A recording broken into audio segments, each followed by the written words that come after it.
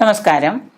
തൃക്കേട്ട നക്ഷത്രത്തിൽപ്പെട്ട ആളുകൾക്ക് ഏതൊക്കെ ദശാകാലമാണ് ബുദ്ധിമുട്ടുണ്ടാക്കുന്നത്, എങ്ങനെയൊക്കെയാണ് ആ ദശാകാലം കടന്നു പോകുന്നത്, ആ ദശാകാലത്തിൽ നമ്മൾ എന്തൊക്കെയാണ് ചെയ്യേണ്ടതായിട്ടുള്ള കാര്യങ്ങളെന്ന് നമുക്ക് നോക്കാം. പ്രത്യേകിച്ചൊരു ദേവതയുണ്ടാവും തൃക്കേട്ട നക്ഷത്രക്കാർക്ക്. ആ ദേവതയെ നമ്മൾ ജപിക്കേണ്ട മന്ത്രം, ഇതൊക്കെ നമുക്ക് നോക്കാം.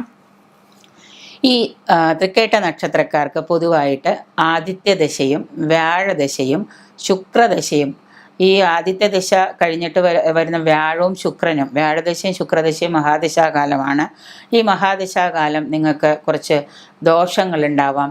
അപ്പോൾ നമ്മൾ അതിന് ദോഷപരിഹാര കർമ്മങ്ങൾ അനുഷ്ഠിച്ചു കൊണ്ട് വേണം മുന്നോട്ട് പോകാൻ.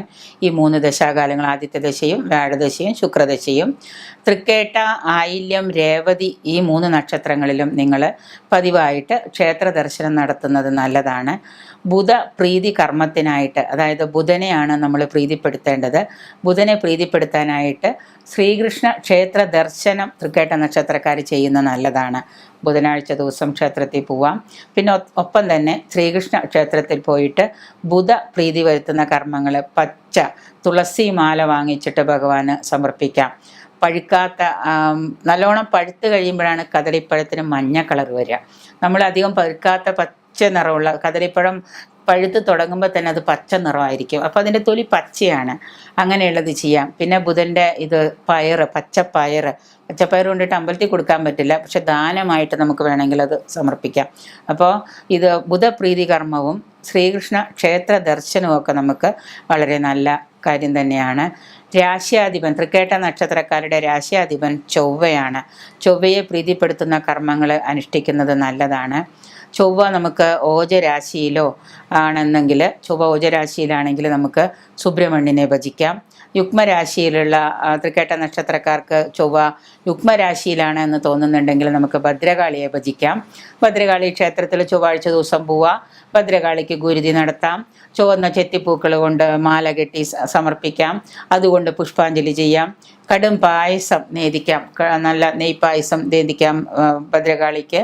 അതുപോലെ മുരുകനാണെന്നുണ്ടെങ്കിൽ ചൊവ്വാഴ്ച ദിവസം മുരുകൻ്റെ ക്ഷേത്രത്തിലാണ് പോകുന്നതെന്നുണ്ടെങ്കിൽ മുരുകന് നമുക്ക് പനിനീര് അഭിഷേകം നടത്താം, ഭസ്മാഭിഷേകം നടത്താം. ഇങ്ങനെ ഒരുപാട് ആ ദേവതയ്ക്ക് എന്തൊക്കെയാണോ ചെയ്യാൻ പറ്റുന്ന വഴിപാടുകൾ അതൊക്കെ നിങ്ങൾക്ക് കയ്യിലുള്ള ദ്രവ്യത്തിനനുസരിച്ച് നമുക്ക് ചെയ്യാം.